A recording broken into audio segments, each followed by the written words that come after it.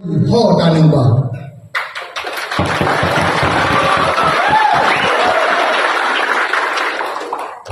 Bismillahirrahmanirrahim.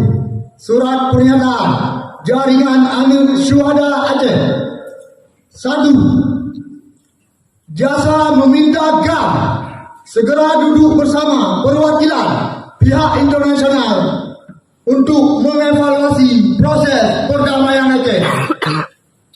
Poin kedua, Jasa meminta GAM segera mendesak pemerintah Republik Indonesia untuk menyelesaikan segala butir-butir perjanjian MOU Helsinki sesegera mungkin demi keberlangsungan perdamaian Aceh.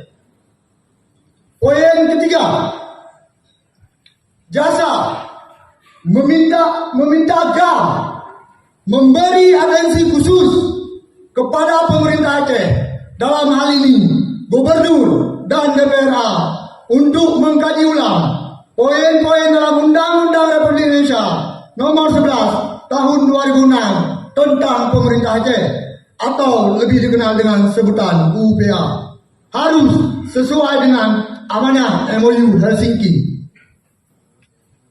Poin keempat, Jasa meminta GAM segera mengambil sikap tegas dan terukur apabila pemerintah Republik Indonesia tidak komitmen dalam merealisasikan butir-butir MOU Helsinki.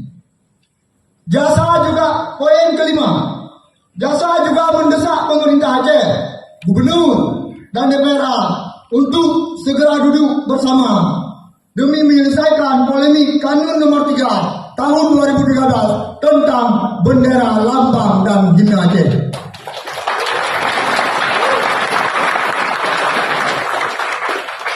Nun akhiri dengan sabah pantun. Kan han mutim kamu membedah, membalah poh pu yang ayah asa. Kan han mutim kamu tun dalam supra, tapi mupreh penutup ba urung Tuhan.